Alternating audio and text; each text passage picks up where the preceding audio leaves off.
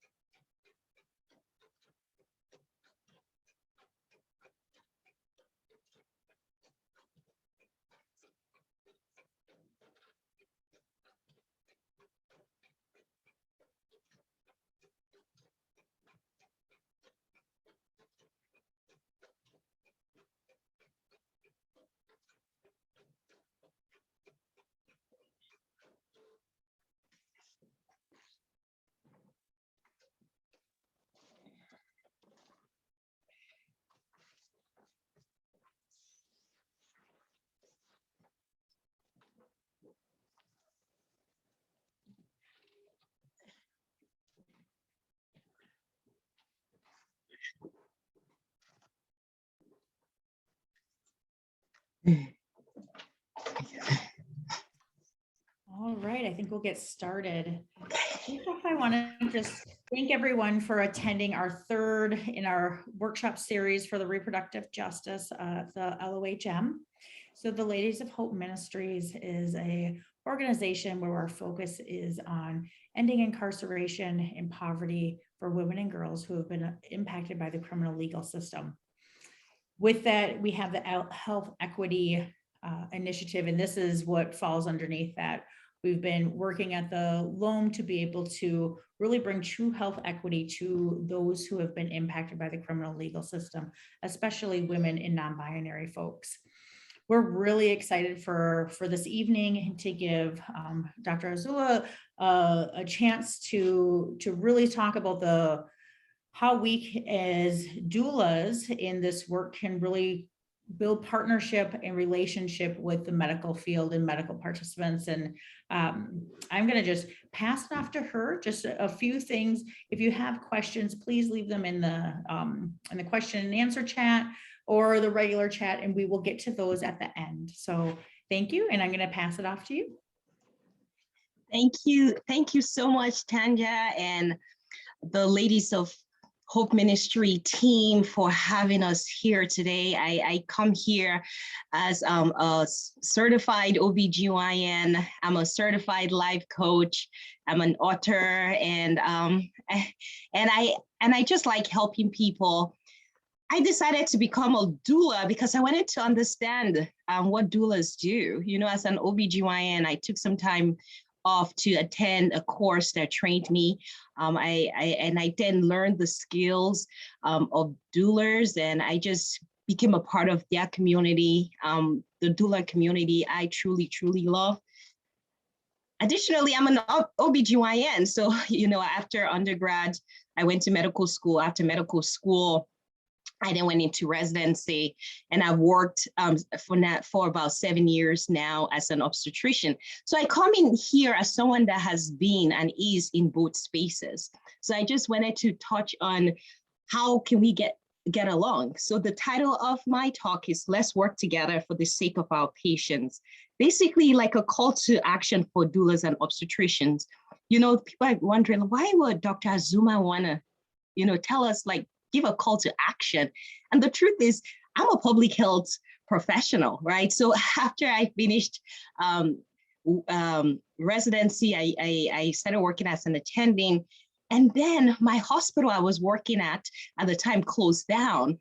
So it really broke my heart, because at the time we were taking care of, you know, the underserved, and I was like, what is going on? Why will it close down? So my curiosity prompted me to go back to school and learn public health. So I was afforded the opportunity to go to Harvard T.H. School of Public Health, where I learned about healthcare systems, relationship building, health management. So with that tool set, being an obstetrician, a public health professional, a community educator, and a doula, I decided, you know what, I should use my voice, my experiences to talk about why obstetrician and doulas should get along. So I'm going to start by sharing some slides. So bear with me. So thank you again. Thank you, the Ladies of Hope Ministries, for having me here today to give this very important equity talk. Thank you. Hold tight. All right, 1 second.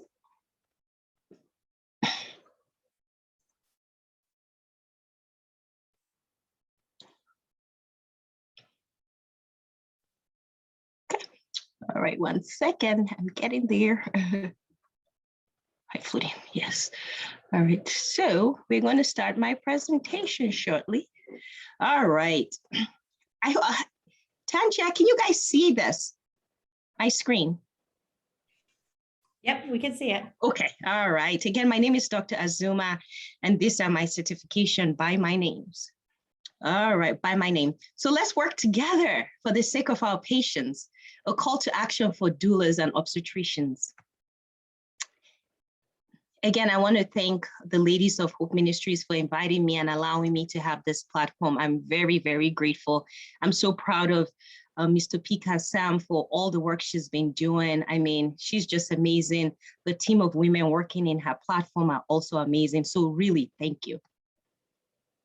Again, before we give most talks, we have to disclose any financial contributions we have from different companies. And I'm here to say unequivocally, I have no financial disclosures to make.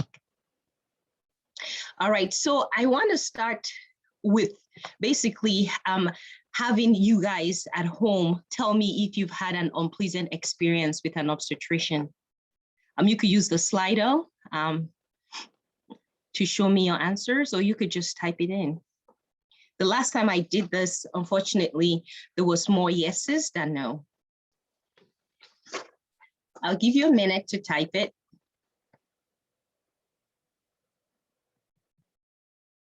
Okay, so the next question is, describe how that experience made you feel. If you answered yes, that you've had an unpleasant experience with an obstetrician, please describe in the chat how that made you feel.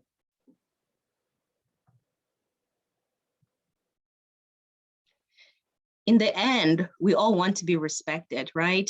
Both the doulas and the obstetrician, we all want to be respected.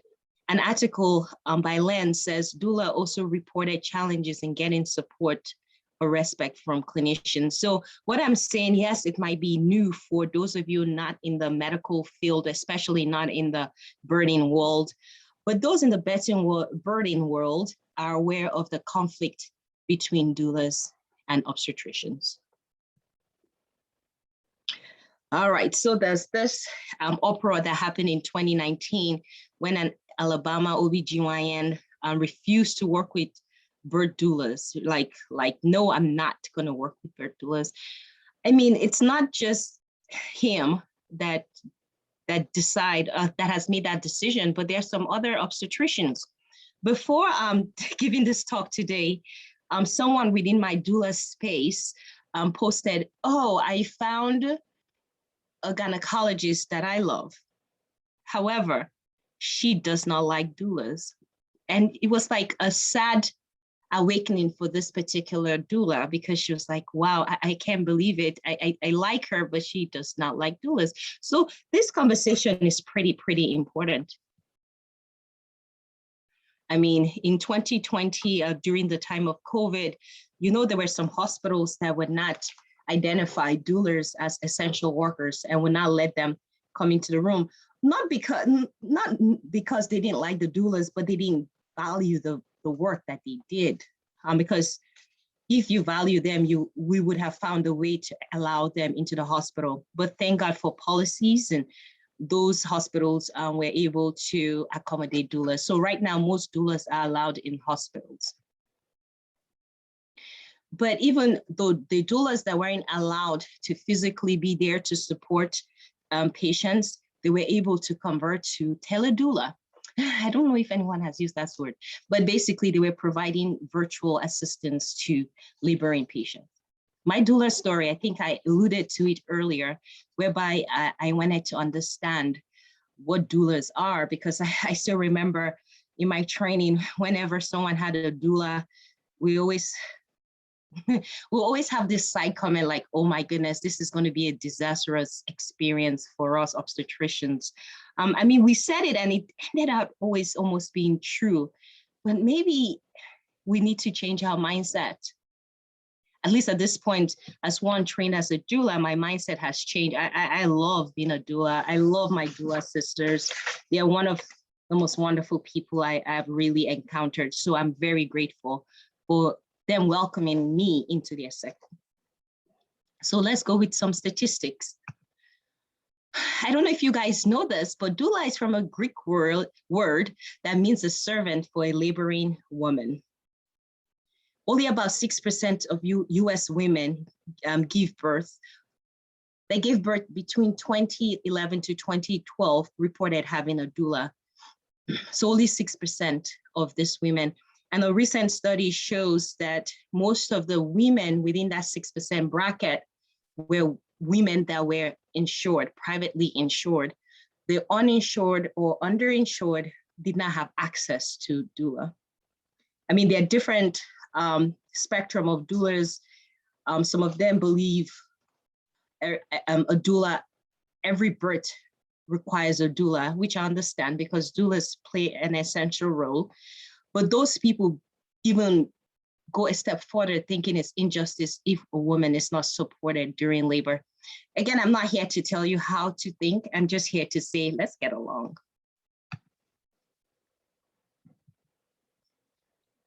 All right, so 15 trials have shown, like there's study upon studies upon studies upon studies upon studies that have shown the effect or the positive outcome that women have when they have a doula. They're less likely to use intrapartum anesthesia. They're less likely to have operative birth. And their satisfaction rate is pretty high. You know, if I was a decision maker and I'm looking at this, I would say it is cost effective if we have doulas present. They're not our enemies, they are our ally. So let's go to the objectives. I know you guys were like, where is the objective? So here it is. I just wanted to do an introduction and then go straight to the objective. So my objective here is to emphasize the importance of fostering collaboration between doulas and obstetricians, to share the obstetrician's perspective during management of labor, and to remind us of the patient's expectations. And finally, to encourage a creation of a win-win situation for all of us. I really do think we can have a win-win situation. Maybe I am biased because I am a life coach and like win-win is like part of our mantra. We always believe like, yes, we can all have a win-win situation first for the patients, second for the hospital, thirdly for the obstetrician, and fourthly for the doulas. Again, it's not in order of significance, except that patients come first. All right, so now we are going to break down each of the objectives. So I'm going to emphasize the importance of fostering collaboration between doulas and obstetricians. And for me to begin that emphasis is to remind us about maternal mortality in the United States. The CDC has estimated that 700 women die annually from pregnancy. 3 in 5 of pregnancy-related deaths could have been prevented. That's pretty significant. And again, this statistics, even though it's really saddening, I do know a lot of amazing obstetricians that work so hard to prevent any mortality or morbidity. Most of us, if not all of us, are compassionate and passionate about our jobs. And there are things that we cannot change sometimes.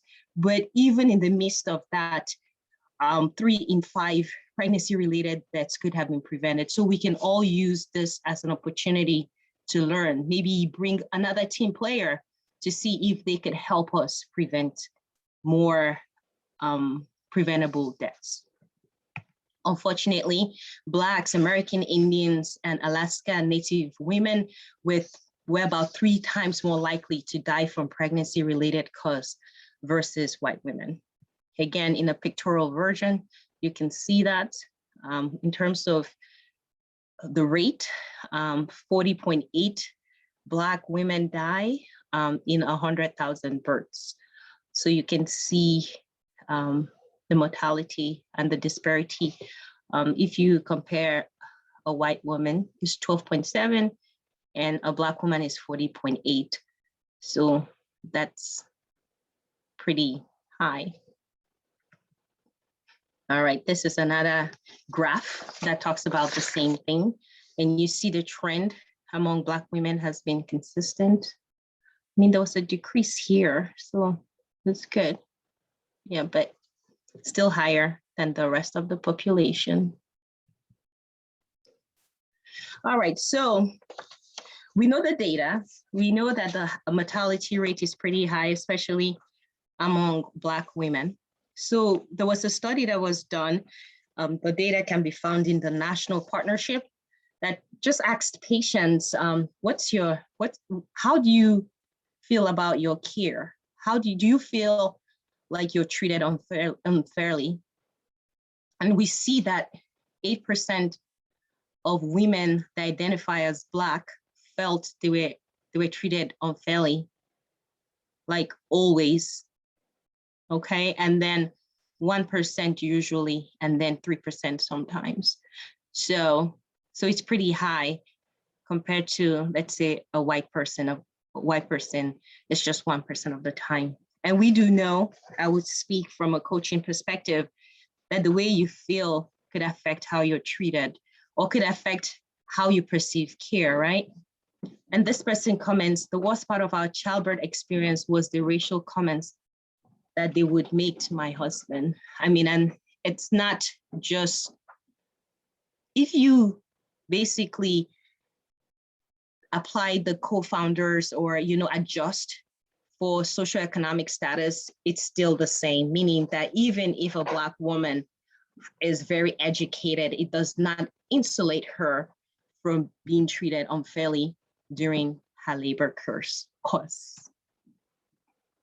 All right, again, in the chat, please share some of your patients' laboring experience. I'll give you a second. Tanja, I don't know if people are typing, but if you want to share anything, please feel free to join. Okay, all right. Okay. Tanja, do you want to, is there anything interesting from our participants? Okay, maybe not. All right. Okay. So here are some of the experiences that was shared in that database. Again, it's the nationalpartnership.org. One of the people interviewed for a qualitative study said, my OB wasn't my original one, the OB that delivered me. It was some random lady I didn't know, and she was extremely rude. One nurse I had was extremely rude and callous towards me and was very rough while checking my cervix. When I was talking to my anesthesiologist, he was rude, and he basically told me I couldn't have an epidural because I was too obese. More of that statement. I didn't like how my doctor was trying to pressure me into cesarean session. So in that study, overall, 14% of women experienced pressure to have their labor induced. As an obstetrician, there are cases where we have to induce people because keeping them pregnant can cause fetal mortality or maternal mortality. For example, if a patient has preeclampsia with, let's say, not with severe features, it's necessary for us to deliver at 37 weeks because the treatment for preeclampsia is delivery, right? You want to delete the inciting situation, which will be the placenta and the pregnancy. So there are times where induction needs to happen. So I do believe just having a conversation with the patient can sometimes help. 12% of women who labored experience pressure to have an epidural. I mean, epidural, it's not free. I work with underinsured patients, and sometimes when the government pays for the delivery part, like pays the hospital for the Medicaid pays the hospital for the delivery, sometimes those patients get bills from the epidural. The anesthesiologist charges them for that. I'm not saying that they shouldn't get the epidural, but if they don't need it, then they don't. Majority of women in other countries do not use epidural. In some of our healthcare systems, epidural is like standard of care, and that's not true. And that's where a doula would help make a difference by reminding us that not all patients need epidural. So more than 1 in 10 people experience pressure to have a cesarean session. So basically, our patients' experiences based on the data that I have just described could be better. Again, this is not a judgmental zone. I'm not a perfect obstetrician at all. I'm like all of us trying to give the best care that we can. However, we need to improve the birthing experiences for moms. And I mean, it doesn't take logic, right, to come up with a conclusion, right? So if currently patients are unhappy with their care, and we know doulas help provide better patient experience, why not have a doula? Why not get a doula, and why not work with them? So in contrast, let's see what patients are saying about doulas. Again, this is women's perception of doula. Praise for the doula. She was really good. She was on top of her game. I just think they're wonderful. I had the utmost confidence in her. She was great, fabulous, amazing. I was impressed. We love our doulas. So basically, patients really, really, really, really, really, really love their doulas. And you know what? Patients do love their obstetricians as well. But we're looking at this in a larger perspective. So the next objective that we're going to talk about is the obstetrician's perspective during management of labor. All right. You know, there are multiple reasons why obstetricians practice the way we practice. Again, there's different variation based on where we were trained. You know, people in the Northeast practice differently from people on the West Coast or the Midwest. I'm fortunate enough that I have practiced as a locums in various places, so I come in with different lenses. I've been in the Virgin Islands practicing, loved the experience. I've been in rural area. I've also been in the American Indian reservation practicing. So everybody has different ways of practicing because it depends on the capacity of the staff. I remember when I was in the Virgin Islands, we had maybe 1 or 2 anesthesiologists. So we had to practice in a unique way, safe but unique. You know, I've been in rural area, I've been in inner cities where they have multiple staff. The practice is different, but you know what? No matter what, the outcome is the same: a healthy mother and a healthy baby. But again, obstetricians, we practice differently because we are like the final gatekeeper in the maternal health. I would say, if others will permit me. So what does that mean? That means that we have to do the right thing. Like if we make a mistake, it's on us. If he makes a mistake, lives can be in danger, okay? And then, you know, when we talk about modern medicine, we talk about litigation, we talk about the Flexner report.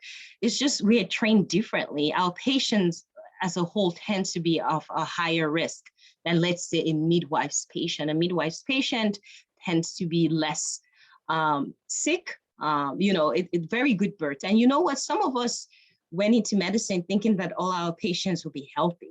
But then as we train and as we went along, we realized that some of the times the patients have diabetes, some of them have hypertension, some of them have cardiac problems, you know, some of them are older and having kids. So when the doula is in our space, they need to also be mindful of what we are doing and try to look at things from our own perspective. Okay, so the patient's expectation, their birth plan. A lot of obstetricians do not like birth plans. They think it's like a cause for disaster. Oh my goodness, she has a birth plan. However, as a doula and one that works with midwife, we love birth plans. We love birth plans. We want you to tell us what you want. So typically, this is questions that are in a template of a birth plan. So who do you want with you during labor? What position do you want? If labor is not progressing, do you want an induction or do you want an inducing agent? Do you want any medication to help with your pain? If the hospital is a teaching hospital, are you comfortable having students observe you?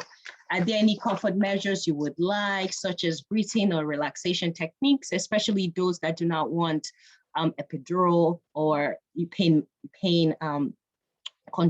management using anesthesia? Okay, if possible, would you like to spend part of your early labor time in the water tub? How would you like to stay hydrated? Do you prefer to wear your own clothes? So just, okay, and so they're separated in both pre-birth and then during labor, interpartum costs. If your hospital policies allows it, do you want your birth partner there with you? Would you prefer an episiotomy? If a cesarean session is needed in the end, what anesthesia option do you prefer? Where do you want your birth partner to stand while giving birth? after delivery? Do you want skin to skin? Do you want to discuss any medical procedures before they are administered to the baby? Would you prefer your baby to be with you at all times? Or do you want the baby to spend some time in the nursery? Do you want to breastfeed? Are there cultural or traditional rituals that you would like to take place right after birth? For example, I've worked with a Somalian community. Most of them were Muslim, and they would like to recite a ritual after the baby is born. Who would you prefer to cut the umbilical cord? Are you planning to bank or donate your baby's cord blood? What are the preferences? So basically, you can divide the birthing plan into preferences during labor, preferences for giving birth, preferences for after delivery. In the end, as an obstetrician with a doula experience, doula training, to me, what this template tells me is patient just want a safe place to deliver. She wants her wishes respected. She wants to collaborate with her providers. I mean, most physicians would think like having a birth plan is kind of redundant, because most physicians I know would not force any medication on patients when they don't want it. So they're like, is this really necessary? But the truth is, there are some physicians that do not regard the autonomy of patients. And those are the people that the patients want a birth plan for. A patient's birthing experience should not become a war zone between a doula and an obstetrician. Again, I emphasize that a patient just wants a safe place to deliver. This is her moment, this is her time, this is her memory. And those of us that believe in narrative medicine, this is her story. So, and she's welcoming us as obstetricians doula into her space. So we need to respect that and make her story as wonderful and as great as possible, and not make it a war zone. And you know, when we talk about war zone, they're different, right? You could be combative, but they are nonverbal warlike conversations, okay? All right, so I wanted to get evidence for you guys about conversations that happen, you know, between obstetricians regarding doulas. Again, doulas are not innocent either. Like, doulas do say negative things about obstetricians. But this person wrote, I don't have a problem with doulas, though I don't know how much they help. And I know certain didn't want people hanging around me too much when I was in labor. Birth plans, however, are a joke. This is a physician writing this. Again, you can find this under the Student Doctor Network community. Just type in birth plans and you will see that. Birth plans, however, are a joke. It seems that the longer the birth plan, the more likely we'll go to a C-section. The likelihood also increases with anyone in healthcare. And don't use purple marker on the L&D chalkboard. FYI is bad luck. And so this person is agreeing with this lady. I agree with this physician about the birth plan. I have seen some ridiculous one, including a laminated, double-sided midwife's patient with the most ridiculous things written on it, including only wanting local anesthesia. If a C-section was necessary, let's just say we talked her into spinal when it came time to do her C-section. Just let things happen. Most people who make these ridiculous things have no idea how labor works or what actually important in this situation. And I have also noticed that being in healthcare is an independent risk factor for problems.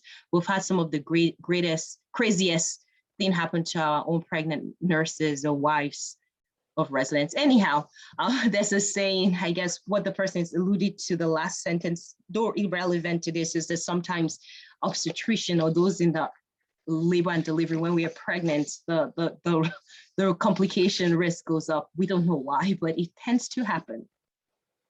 Okay, doulas may not want to support your birth. So again, it's not just obstetrician that could be in conflict with a doula, but doulas can also be in conflict with the patient and with the obstetricians.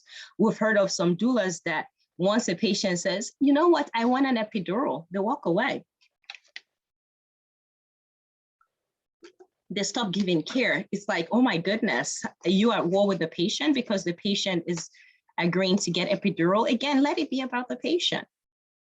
So this article was saying some doulas only want to support home birthers or people birthing the way they think. So in the process of being very defensive and protective of patients, the doulas can miss the point and now indoctrinate patients to see things only their ways. Again, this is not for all doulas. I'm Donna trained doula, and our curriculum is really collaborative. Again, some people don't know this, but Donna Doula was founded by an obstetrician in partnership with other leaders. So I always like to joke about it. A lot of people don't like doulas, but really it's an obstetrician that came up with a plan. You know, and I think some doulas also forget that it's an obstetrician that helped create this program, because the obstetrician knew that there was a need for support. There's a non-clinical support that we cannot give to you when we are managing multiple patients on the floor, or the nurses is caring for multiple patients at the same time.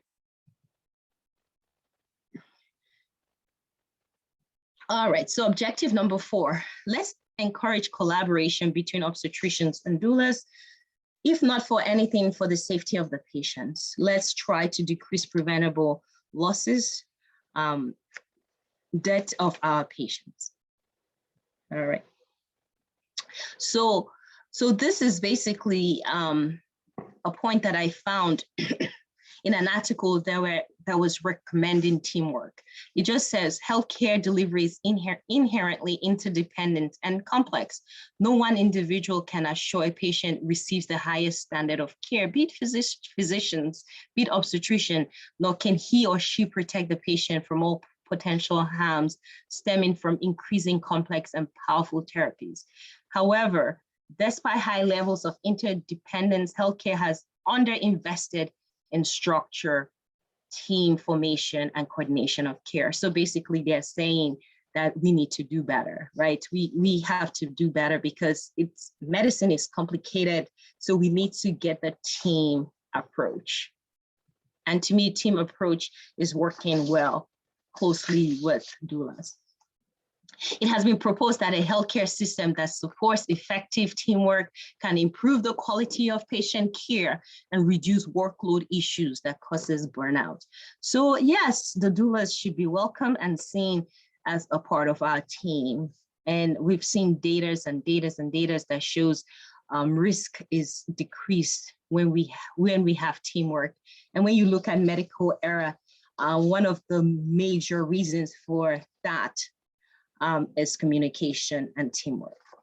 All right, a brief history. I was fortunate to attend a course when I was at Harvard with this people. They're just leaders in negotiation and having public health personnel as leaders. So in that, they talked about how people perceive things, right? So the doula could be, sorry about that, my dogs. Sorry about that. So the doula could be looking at the same cone from their perspective. So the doula, let's call it the person viewing from point B, sees it as a circle, right? Sees it differently, while the person looking from the A lens sees it as a triangle. So we're looking at the same situation, the patient, but we're looking at it 2 different situations. It will be great if B can join A and see things through the lens of A so that patients can do well. Because in the end, we all want our patients to do well. It will be great if we get along, if we can dance together as a team and create a better outcome for our patients. And I believe in what my professors will always say. They always say, like, how leaders lead amongst themselves has a shadow effect on the rest of the team. In this situation, how doulas work well with obstetrician will have a positive shadow effect on the birthing experience. It would help the birthing experience be great. And again, as in narrative medicine, we will combine in the stories that will be told about their obstetrical experience. So some suggestion on how we can get along with obstetricians. I'm speaking to my doula colleagues. View the obstetrician as a team member. We have the same goal. We're here to deliver a healthy baby and have a healthy mom. We're here to view a report with the delivering team. We will not badmouth the obstetricians. Get to know your obstetrician. We are humans in the end. We cry when we lose patients. We cry when there's, a negative outcome. So we're human too. We have the same goal. I remember when I was doing my doula training. So I was with all bona fide doulas and I was an obstetrician. And I remember when we were having a conversation, I heard all the negative stories associated with obstetricians being present during birth. And I heard and I respected their opinion. And then when I was done, I raised my hand and I said, you guys, do you think obstetricians are trained to be mean to patients, to want C-sections? Like, no. If you look at the medical school application, which I have the opportunity of doing, most medical students or pre-med students, they went in there because they want to help. They want to save the world. So that's why. So remember, we're humans too. Be careful when you say words because those words are hurtful. And most people respond to hurtful words by being defensive. And you see that conversation that I got from that website where some obstetricians, some physicians don't see the relevance of a doula. But instead of you to dislike the obstetricians, just educate us and give us data and say, you know what? Doulas have been shown to statistically significantly decrease cesarean section rate, increase spontaneous vaginal delivery, decrease the use of regional anesthesia. Just give us fact. All right, and if you disagree with an obstetrician's plan, ask the obstetrician if you can speak to them privately. You don't need to argue in front of the patients. You just say, please, ma'am, can I speak to you, outside? And then you say, ma'am, you know what, can you please tell me the reason why you think we need to break our water or why you need to start the Pitocin? Because I want to be able to explain to her your logic because she seems confused at this time. So can you tell me? And the obstetrician would tell you. And then sometimes we might be like, you know what, why don't you talk to them and we'll come back, and see what happens. Sometimes just that dialogue throws some ideas and suggestions that we might not be thinking of at that time. And I love how Michelle Obama always says this. And, that's one mantra that I try to uphold. It's difficult, but I try. And if they go low, you go high. I remember I was interviewing a student for medical school, and something the student said really touched my heart. She said, you know what I've learned? When people are mean to me at work, I become extremely nice to them. And I'm like, wow. She didn't know it, but she was captioning the fact that if people go low, you go high. And she really challenged me. I didn't tell her this, to do better. Like when people go low, I go high. In contrast, obstetrician can acknowledge the importance of the doula. So we will continue to have that conversation. Those of us that are doula trained and also obstetricians, we will continue to do our part to foster a better relationship. I mean, there are many institutions that are working in tandem with the creation of doula programs in their hospitals. We physicians, obstetricians must create a welcoming environment for doulas and include doulas in the care plan for the patient. We need to do something differently so that we can build collaboration, teamwork, and possibly decrease maternal mortality, especially for those of the minority race. Thank you. Any question? And while you're looking at that, those are the works that were cited. And some of them had the source on the slide. Thank you. But again, any question? All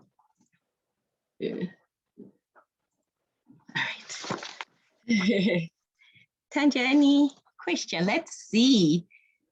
All right, I have some questions. Oh, Bria, hi, Bria is here, my partner. Bria, okay, sorry. Okay, so a question is, what is your advice for doulas who are not welcomed by OBs or nurses? I mean, you have to try hard. Like my partners know this. I remember one time I love working with underserved. That's my calling. That's my passion. I just love it. It's not easy all the time, but that's what I've done since residency and post-residency. So I remember a patient needed to see a consultant for co-management of a care. And that patient's insurance does not allow us as obstetricians to put the referral. The patient has to go to her primary care physician to get the referral. It's just a process. Unfortunately, some of our patients are underserved, undocumented, so they don't have a primary care physician. Some of them are young, so they don't even want a primary care physician. So now when I need a referral based on that insurance, I will have to find a primary care physician, and it takes time to enter into that care of the primary care physician. And then the primary care physician will then create the referral. When you need an urgent consultation, that's not an option. So I remember on the phone speaking to the other team clinic, and I said, my patient needs an immediate consultation, but her insurance requires that she gets authorization through her primary care. And I'm like, can I be her primary care? I'm a primary care physician. I'm the primary for the obstetrician. I'm sorry, no, you're not a primary care physician. So we went back and forth. And at that time, my coaching knowledge kicked in, and I was like, ma'am, how can you help me help this patient? Like, how can you help me help this patient? Because I don't know what to do. And it's not going to be possible for her to see a primary care physician like fast enough to get into your care. And that person said, you know what, hold on. Then she went and she came back and said, you know what, we can see this patient. And then we're like, thank you. We set up the appointment. And then me and my pre-med student, she gave me a high five. I gave her a high five. And she was like, Dr. Azumah, how did you do this? How did you get through this fake barrier to entry? Like she said, fake barrier in public health, we'll call it fake barrier to entry. So I call it fake barrier to entry. And the truth is there's so many fake barriers to entry. So you got to be persistent. So if you want to work with a particular patient and her doula and her obstetrician or nurses are not welcoming, what you need to do is reach out to the obstetrician. Why don't you, go to their office and say, can I show you data? Can I reach out to you? Can we talk? Like, just have a conversation. Like, a lot of obstetricians, if they get to know you and know you're really cool and you're not going to, negatively impact the care they provide, because no one wants anyone that's antagonistic to them, right? So if they just see the humanity and see that you two have the same goal, which is to provide a safe care, most of us will welcome you. So just don't give up. And then when you go in, make sure that you're polite, make sure you're thinking that I'll be higher, I'll be better. And yes, you might work on teen shells, but just go in there and talk to them. And once the obstetrician, you get a buy-in from the obstetrician most likely would talk to the nurses. And then when you go on the floor, make sure you say hi. Nowadays, people don't say hi. I mean, some of my pre-med students, they're in the office. I'm the only physician. They don't say hi. They don't introduce themselves. And I'm like, what is going on here? Like, you're in our space. You should say hi to everyone. So I'm sure doulas will not do that, but I'm just saying, say hi to everyone and be polite. And people will see when you're genuine and you're helpful. Again, if you're antagonistic, there are nonverbal cues that can alert the other person. So the next question is, what are my thoughts about Medicaid reimbursing doulas nationally? So the national data shows that 43% of births are paid by Medicaid. And we see that data showing that when there's a doula, the rate for the cesarean session is lower. C-section, the last time I looked was on average, maybe 23,000, while vaginal delivery is like 17,000. So if it's 23 and 17, don't help me against my math. So I think you're saving what? About $6,000? Okay, $6,000 for millions of women adds up to millions, or even more millions of amounts. So it's more cost effective to say that Medicaid should reimburse for doulas nationally. But the question now doulas have is, would the reimbursement be equitable, right? Because we do know that some doulas charge $1,000 for their care. And I don't know if Medicaid will be able to reimburse that amount. So it's going to be a hard conversation, but yes, Medicaid should reimburse doulas, but I'm not sure if they will be able to reimburse doulas based on, the amount that they're asking for. However, like if you look at the data, okay, if a doula saves 6,000 and you pay a doula 1,000, you're still saving 5,000. So it might not be bad. Good question. Let's see. Someone said, wow, this is so great. Thank you. Thank you so much. Any more questions, Tanya? I don't think there's any more for me.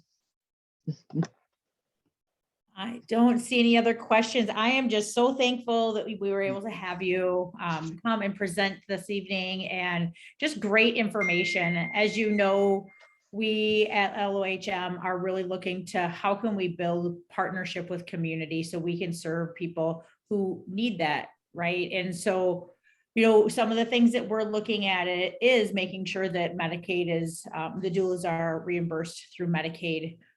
We know that there's a lot of programs that are helping people to become trained as doulas, but if we're not able to bring that back to the communities where people who don't have the money to pay for doula services, and we want to make sure that the doulas are making a living wage because it's such important work. And really it's all about building community so we can be able to support women and birthing people of all over. And we're excited to continue our partnership with you and to continue to support birthing people and who have been impacted by the criminal legal system. And we're just really thankful for everyone else that has joined this evening. We will be having more of our reproductive justice workshop series coming up in January. We're going to be working with on harm reduction.